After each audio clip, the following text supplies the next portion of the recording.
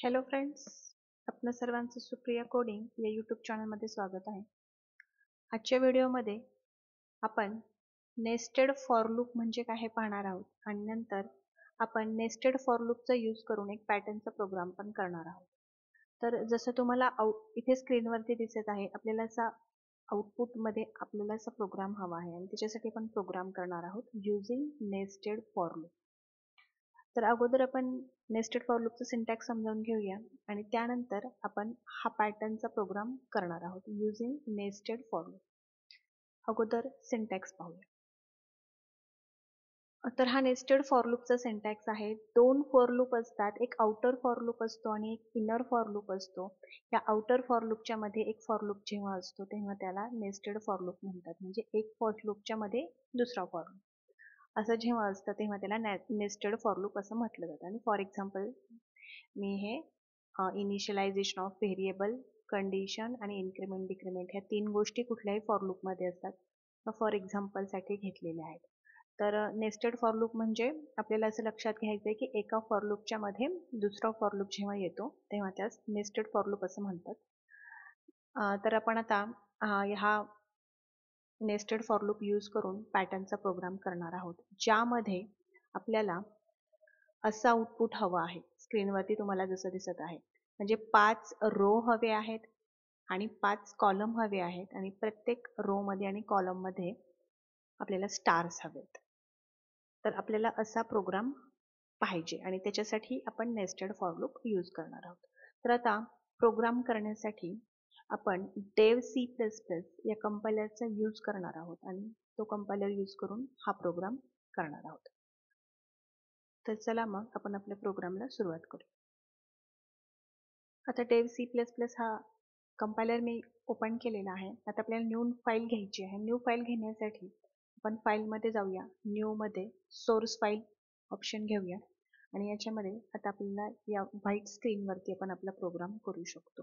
तर आपला प्रोग्राम पॅटर्नचा आहे म्हणून मी कमेंटमध्ये प्रोग्रामला नाव देते पॅटर्न प्रोग्राम.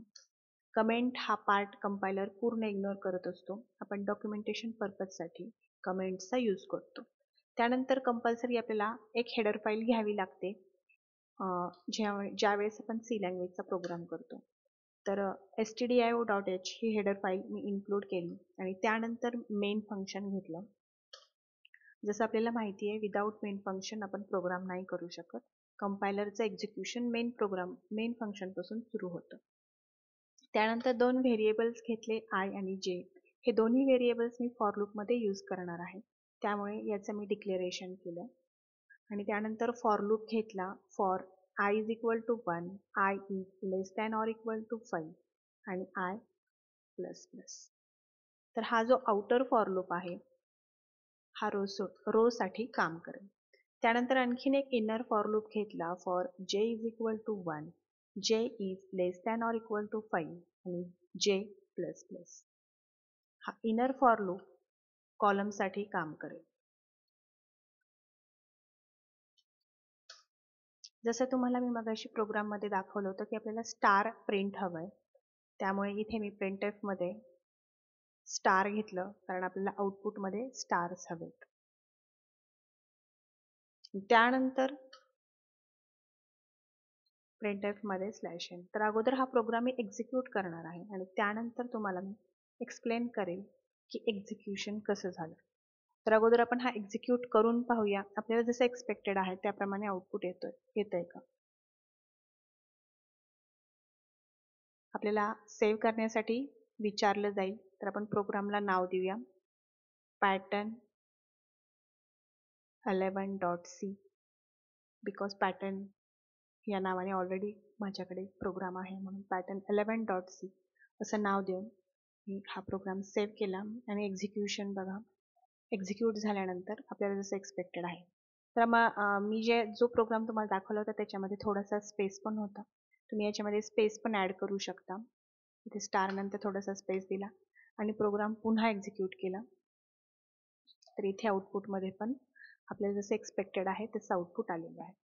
तर आपल्याला आता बघायचं आहे की हे एक्झिक्युशन कसं झालं आणि आपल्याला हे आउटपुट कसं भेटलं. तर आपण आता एक्झिक्युशन समजून घेऊया.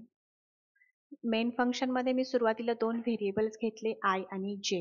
हे व्हेरिएबल्स मी फॉर लूपमध्ये यूज करणार आहे म्हणून इथे मी डिक्लेअर केले.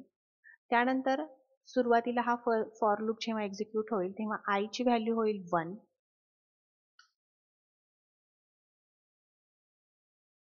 आणि इथे कंडिशन चेक केली जाईल की 1 इज लेस दॅन 5 आहे का, आणि कंडिशन ट्रू झाल्यामुळे आतमध्ये येईल कंपायलर आणि ही कंडिशन चेक करेल आणि जे ची व्हॅल्यू काय करेल 1 करेल, जेला 1 ने इनिशियलाइज करेल आणि कंडिशन चेक करेल की 1 is less than or equal to 5 आहे का, आणि ही पण कंडिशन ट्रू झाल्यानंतर कंपायलर मध्ये येईल आणि एक स्टार आणि एक स्पेस आपल्याला आउटपुटमध्ये प्रिंट करून देईल. त्यानंतर आता हा इनर फॉर लूप चालत राहणार आहे जोपर्यंत ही हा j is equal to less than equal to 5 ही जी कंडिशन जोपर्यंत ट्रू आहे तोपर्यंत हाच फॉर लूप एक्झिक्यूट होत राहणार आहे. त्यामुळे नंतर जे ची व्हॅल्यू सुरुवातीला 1 होती ती आता 2 होईल, म्हणजे जे च्या व्हॅल्यूज चेंज होणार आहेत 1, 2, 3, 4 आणि 5, आणि आय ची व्हॅल्यू कॉन्स्टंट 1 राहणार आहे. म्हणजे j is equal to 1, 1 less than 5 condition true. पहिल्या रो मधला जसं तुम्हाला दाखवलं होतं, आणखीन एक वेळेस दाखवते, हा पहिला स्टार प्रिंट होईल. त्यानंतर जे ची व्हॅल्यू होईल 2 होईल, 2 लेस दॅन 5 आहे का, आहे, कंडिशन ट्रू झाली. त्यानंतर पुन्हा हा स्टार प्रिंट होईल, तिसरा स्टार, चौथा स्टार आणि पाचवा स्टार, म्हणजे रोचं काम होईल. हा पहिला जो रो आहे तो आपल्याला आउटपुटमध्ये प्रिंट होऊन भेटणार आहे.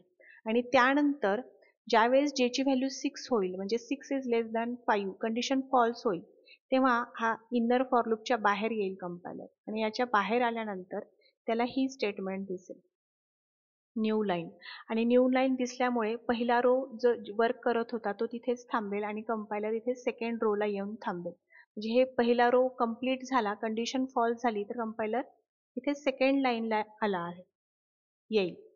त्यानंतर काय होईल, आय ची व्हॅल्यू 2 होईल,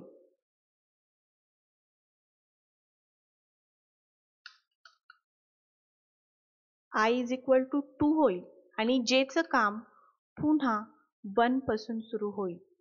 जे इज इक्वल टू 1, इथे 2 झाली कंडिशन, मघाशी 1 व्हॅल्यू होती, आता किती झाली 2. 2 लेस दॅन 5 आहे का, आहे, कंडिशन ट्रू झाली आणि जे पुन्हा 1 झाला. 1 लेस दॅन 5 आहे का, आहे, मग सेकंड रो मधला फर्स्ट स्टार प्रिंट झाला. त्यानंतर व्हॅल्यू जे ची चेंज झाली 2, त्यानंतर 3, 4 आणि 5, अशा प्रकारे जे च्या व्हॅल्यूज जोपर्यंत ट्रू होतील तोपर्यंत स्टार प्रिंट होतील, म्हणजे सेकंड रो प्रिंट होईल. त्यानंतर पुन्हा कंडिशन फॉल्स होईल, कंडिशन फॉल्स झाल्यानंतर नेक्स्ट लाईनला येईल. ह्या फॉर लूपच्या बाहेर आल्यानंतर न्यू लाईन त्याला दिसेल आणि तो थर्ड लाईनला येईल, जसं तुम्हाला मी दाखवलेलं आहे या प्रोग्राममध्ये. हा सेकंड रो प्रिंट होईल, त्यानंतर थर्ड रोला येईल, पुन्हा आयची व्हॅल्यू 3 होईल आणि जेचं काम पुन्हा सुरुवातीपासून, म्हणजे जे 1 होईल, 2 होईल, 3 होईल, 4 होईल आणि 5 होईल, आणि हा रो प्रिंट झाल्यानंतर नेक्स्ट रो होईल आणि त्याच्यानंतर नेक्स्ट, म्हणजे 5 इंटू 5 असं एकूण 25 जागांसाठी काम होईल, कारण की हे 5 रो आणि 5 कॉलम, म्हणजे 5 इंटू 5 25 जागांसाठी हा फॉर लूप काय करेल, वर्क करेल आणि त्या प्रकारे आपल्याला आउटपुट प्रिंट करेल.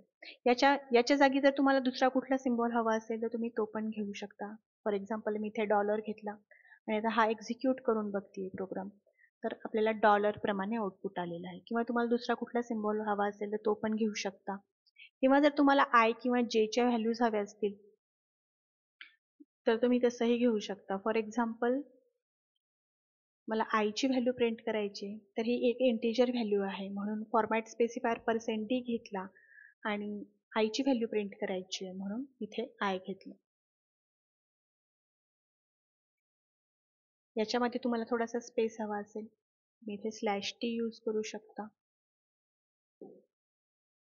ठीक आहे, याच प्रकारे तुम्हाला जेच्या व्हॅल्यूज हव्या असतील मी जेच्या व्हॅल्यूज पण प्रिंट करून पाहू शकता. तर अशा प्रकारे आपण नेस्टेड फॉर लूपचा यूज करून प्रोग्राम करू शकतो. तर तुम्हाला कन्सेप्ट समजली असेल, आवडली असेल तर नक्की या व्हिडिओला लाईक करा, चॅनलला सबस्क्राईब करा. आपण इथेच थांबूया. Thank you for watching.